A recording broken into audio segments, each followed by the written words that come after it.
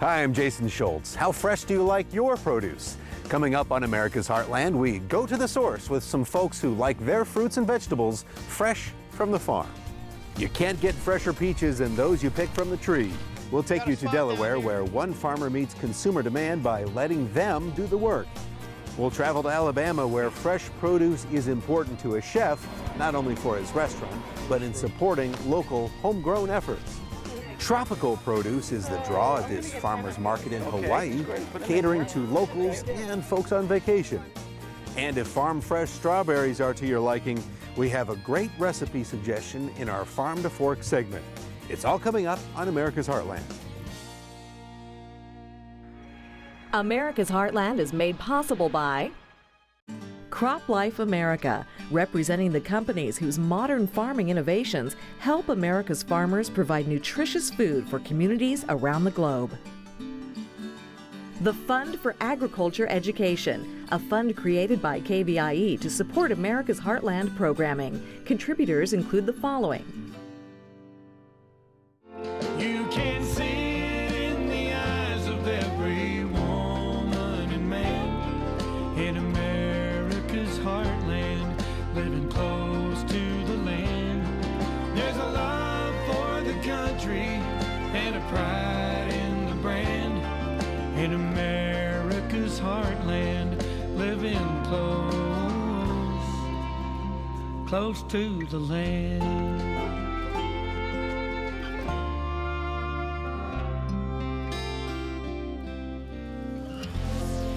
There's no denying that very fresh produce just makes a salad pop with flavor, or fresh fruit can deliver that special dessert that you'll enjoy and remember for a long time.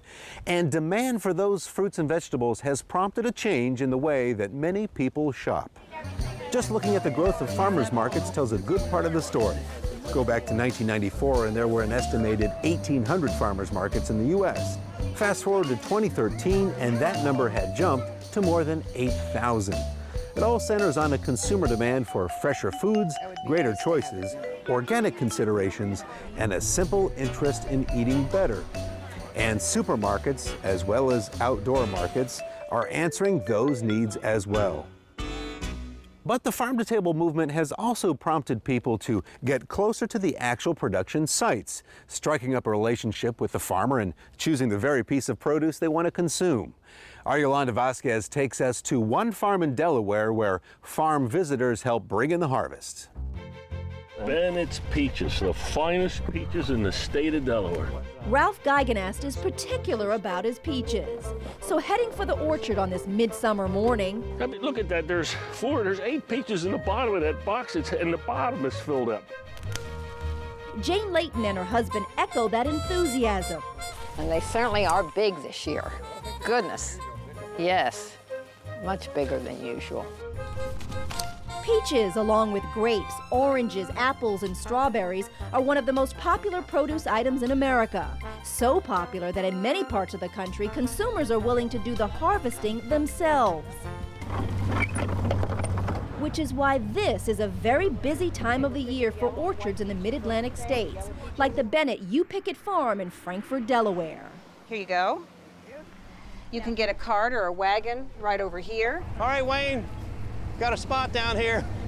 Jim Bennett's idea to connect consumers with hands-on agriculture began more than 20 years ago.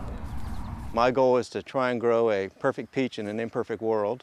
Some contend that Jim's being modest since he's traveled extensively researching plant varieties in his efforts to produce the perfect peach. 21, 16, 23, 28, huh? Jim says he sees a growing trend, consumers interacting with producers. We have yellow peaches today called Loring peaches. That connectivity gives farmers valuable feedback on their products and helps consumers to better understand agriculture. So many areas have forgotten how to feed themselves, and that's what I think the trend towards small farms and people getting fresh food locally is all about, that there is a connection to the land. But just look at the size of these things. If these aren't 3.5 inches in diameter, you know, oh, here, I dropped them, but I'll tell you what, I don't leave mine. The ones I drop, I take. You want all the nectarines together or white ones together or what? Jim's wife Carrie and their 2 sons work side by side in all aspects of the family orchard operation. These trees produce upwards of 200,000 pounds of fruit each year. We've had great years, we've had disastrous years, but we've never lost the desire to keep going and the hope that someday there will be a legacy for our sons to inherit as well. And legacy is the operative word here. This farm has been in the family since the 1860s. It's been honored as one of Delaware's historic homesteads. That makes Hale Bennett and his brother Henry sixth-generation farmers. It's a nice thing to think about, and it's a great feeling to know that I'm continuing on such a long family legacy on our land here. Hale and Henry already have plans for the future. Hale went to college to study horticulture. He says he's ready to use his knowledge of science and plants to perpetuate and improve the product.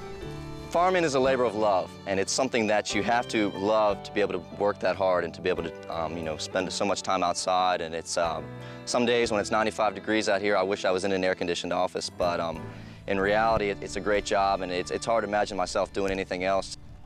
Would you like white peaches, yellow peaches, or nectarines? All picked fresh this morning. Henry is pursuing a marketing degree at San Diego State University. He will promote the product. Today in agriculture, it's just as much about selling your product as it is about growing it. You know, you could have the best product in the world, and if you can't get it out there, you're not going to be able to sell it. Those cooperative family efforts are good news to Jim and Carrie, for whom the farm is a labor of love, as well as an ongoing agricultural concern. We're fortunate to have two sons interested enough in the business to continue in it. The boys say it's because they believe in the product. When I see someone bite into a peach in the orchard like this, it makes it all worthwhile.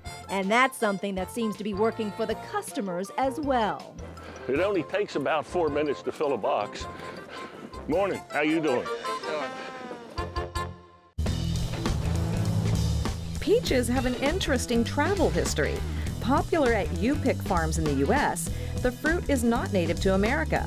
Peaches originated in China, spread to Europe through Persia, and were brought to South America by Spanish explorers. Colonial planting began in Virginia in the 1600s, but large commercial production didn't start till the beginning of the 20th century. That demand for the very freshest food items has impacted restaurants as well as outdoor markets and U-Pick farms. Many new restaurants work with local growers or ranchers to demonstrate that fresh means getting food close to its source. For one chef in Alabama, that means a changing restaurant menu and efforts to support the homegrown movement.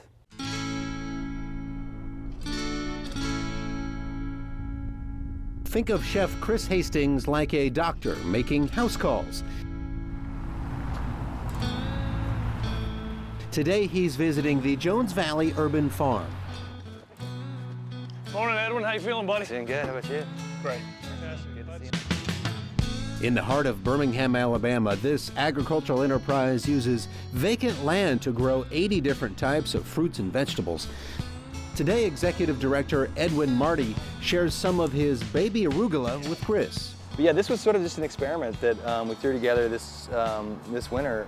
Chris buys produce from Valley Urban Farm, which in turn uses it for educational programs about food and farming for city kids. So his continued support, buying from us week after week after week throughout the entire history of Jones Valley Farm, has made it possible basically for us to continue to grow, for us to continue to have income, to turn that over to our education programs. Using locally grown produce when he can is part of Chris Hastings' culinary philosophy. Chris says it allows him to create tastier seasonal dishes. You get to taste the food there on the spot. You get to know about their history and whom they are, and it's just important to get to know those people. And there's also a social benefit. Dollars stay right here in the local economy, helping out farmers like Arlie Powell at Chris's next stop, Petals of the Past Nursery. Hey, Mr. Powell. Good morning. Today, Arlie is harvesting grapes. And when this one gets this color, you can take that fruit, twist it one way, twist it the other, and it'll snap loose. How about that? Look at that. And you don't break the skin. Providing local restaurants with fresh fruit in the spring and summer helps this nursery have a stable year-round income. Restaurants are not going to take humongous amounts of fruit on any given day because of the demands of the restaurant, what they need. But when you supply them fresh fruit, and you can do it twice a week, and you have several restaurants involved, then you reach a point where it's monetarily of an advantage for you to do that. Plus, the people who eat in the restaurants see our name many times on some of the menus, and they inquire as to where the fruit came from, and we have any number of visitors that have been to Chris's restaurant that come to our place as a result of that. Chris Hastings is the owner and chef at Hot and Hot Fish Club in Birmingham. He's been serving up a seasonal menu here since the restaurant opened in 1995.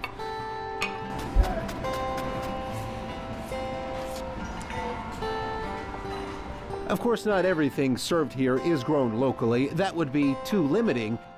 But he maintains relationships with around 200 farmers in the southeast U.S. to buy as close to Birmingham as possible. We're kind of in between two seasons. We're leaving summer and we're coming into fall. So we're living in both worlds.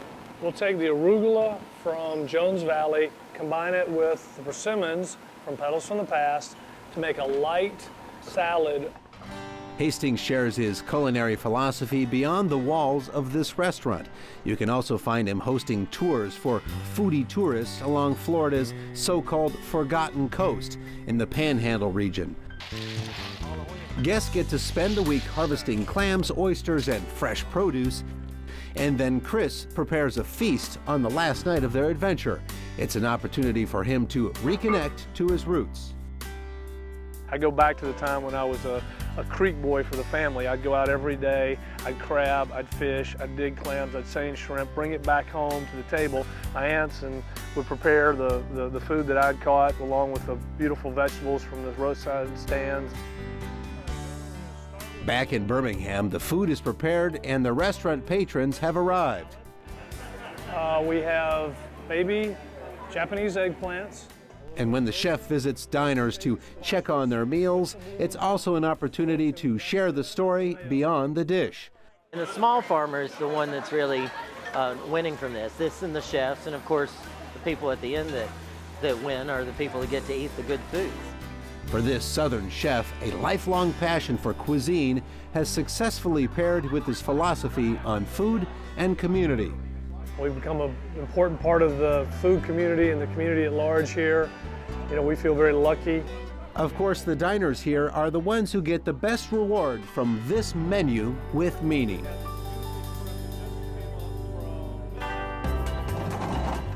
If you like peanuts, it's a good bet that some of your favorite snacks hail from Alabama. About half the peanuts grown in the U.S. come from the southern state.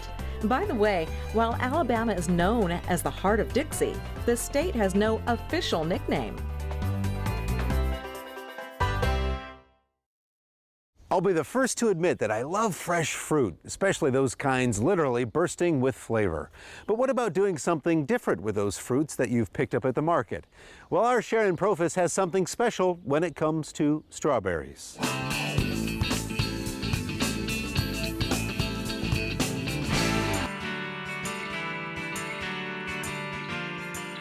Strawberries are such gems on their own, but you can take them to the next level by adding a little heat. Today we're doing sauteed strawberries two ways, sweet and savory. For our savory dish, it's pan-roasted pork tenderloin, and for our dessert, we're doing angel food cake with ricotta. So before we even begin, the first thing we want to do is wash our strawberries. The best way to go about it is to just fill a bowl with some water and put your strawberries inside. What's gonna happen here is that all of the dirt and the sand and anything stuck on the strawberries will just fall to the bottom. When you purchase strawberries, you really wanna use them within a day or two since they tend to spoil quickly. But if you do have to keep them for a while, go ahead and just pick out any bruised berries, toss them, and then store them in the refrigerator. After your strawberries have been sitting for a little while, just remove them and let them drain on a towel. If you're not going to be cooking them for a couple of hours, it's okay to just leave them out at room temperature.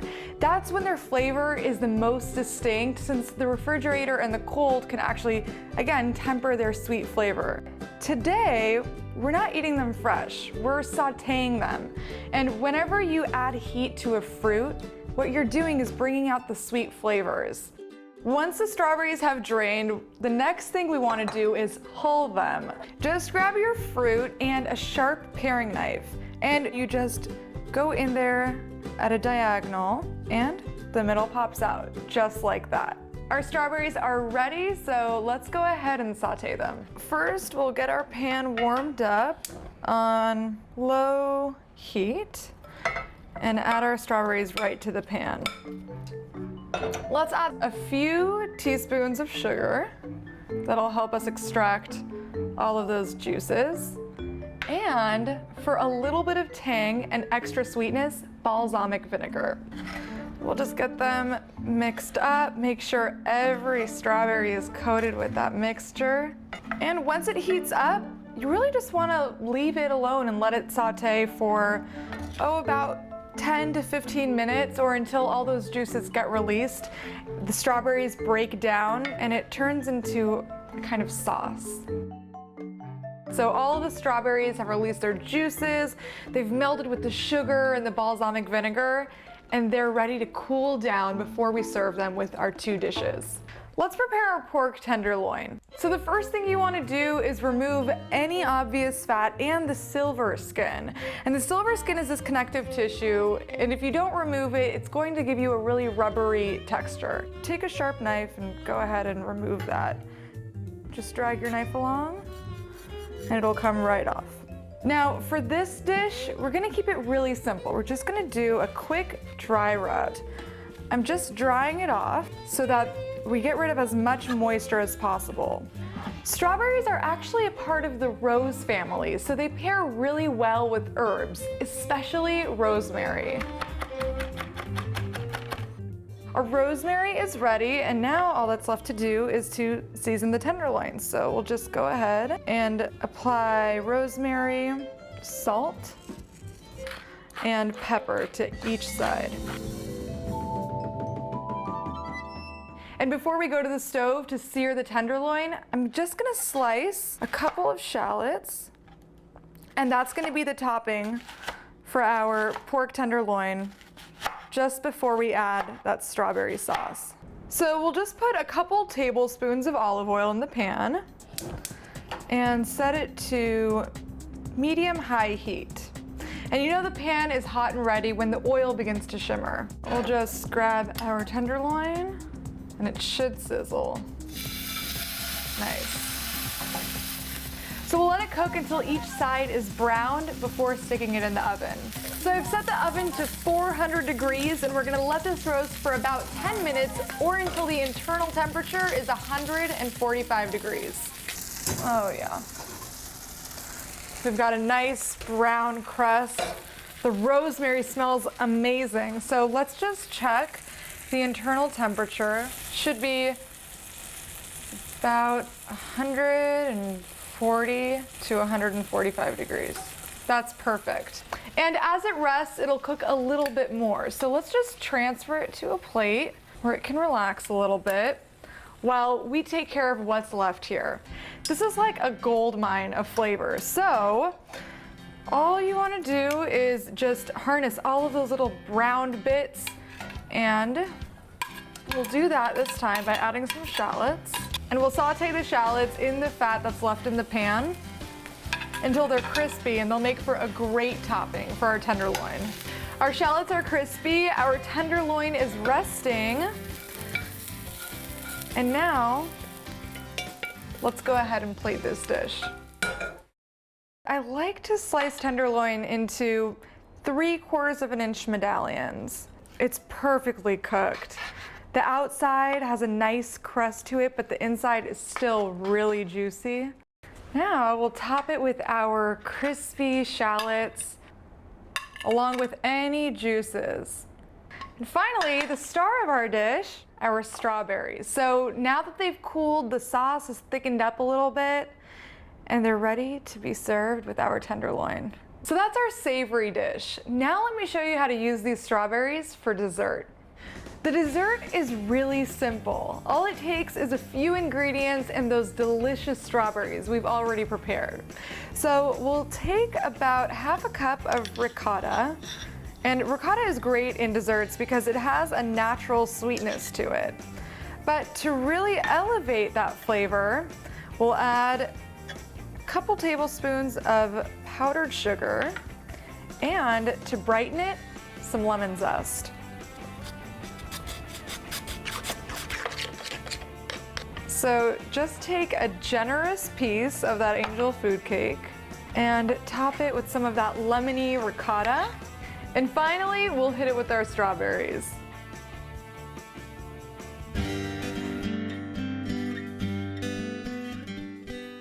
So here we have a sweet and savory dish that showed just how versatile strawberries can be.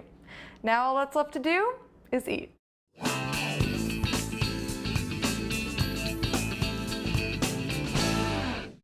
While we're talking about efforts by farmers to connect with people, let's talk about the opportunities that consumers might have to try something new. So you're on vacation and that restaurant menu has dishes you've never heard of or produce prepared in a way you've never tried. Well, our Sarah Gardner heads to Hawaii, where both locals and vacationers can sample something new with a tropical connection.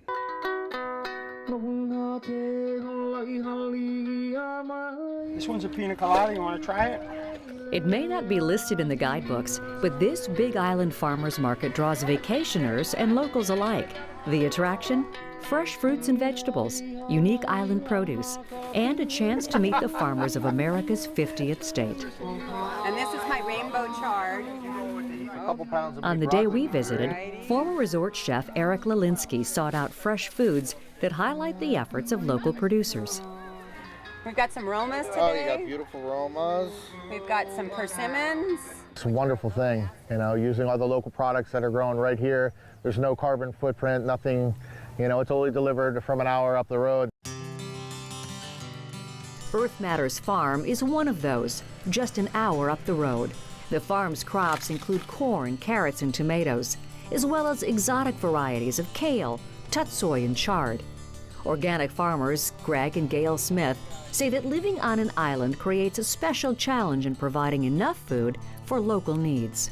We import over 90% of our food, and that must change. And so as a small-scale farmer, we hope that we can be an example so that can be part of what the change is made. But raising crops in Hawaii brings challenges not faced by some other Heartland producers. Where my farm is, it's basically a lava rock where we had to build all our own soil.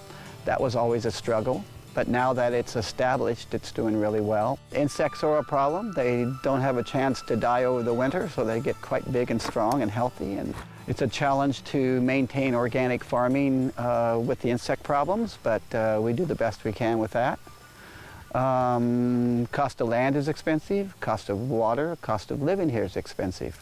So it takes quite a bit to be creative to actually make a living at farming. Greg and Gail say their connection to consumers is as important as their crops, and their weekly presence at the farmers market strengthens that opportunity. One of our customers called it the avatar broccoli. For me, it's important to have a connection with the consumer, to be able to be the farmer and selling direct to the consumer. We have customers that have been very loyal to us for quite a few years who count on our produce. They get a relationship with the farmer so they can trust the food that they get. They get the ability to know that what they get is either organic or is as close to it as possible. There you go, my darling. Have a wonderful day. For chefs like Eric Lilinski, local efforts like this are important to farmers, but also to the community and its visitors. It's very important that all the hotels and restaurants in the areas and all around the Big Island that use local products and, you know, support our farmers and support our local agriculture. When they come to Hawaii, they want to try Hawaiian vegetables and Hawaiian fruits and things like that. Living here in the islands is a beautiful place. It's warm year-round. I get the best produce. I can't complain. There's no better. One other note on Hawaii, you know, you associate the islands with lots of tropical produce, but Hawaii is also home to one of the largest cattle ranches in the United States. Well, before we go, just a reminder to spend some time at our website. That's americasheartland.org. You'll find video from all of our shows and lots of great recipes from Sharon. And remember to check us out at some of your favorite social media sites as well. Hey, thanks for traveling the country with us. We'll see you next time right here on America's Heartland. You can purchase a DVD or Blu-ray copy of this program. Here's the cost. To order, just visit us online or call 888-814-3923. You can see it in the eyes of every woman and man in America's heartland, living close to the land. There's a love for the country and a pride in the brand in America's heartland, living close to the land. America's Heartland is made possible by Crop Life America, representing the companies whose modern farming innovations help America's farmers provide nutritious food for communities around the globe. The Fund for Agriculture Education, a fund created by KVIE to support America's Heartland programming. Contributors include the following: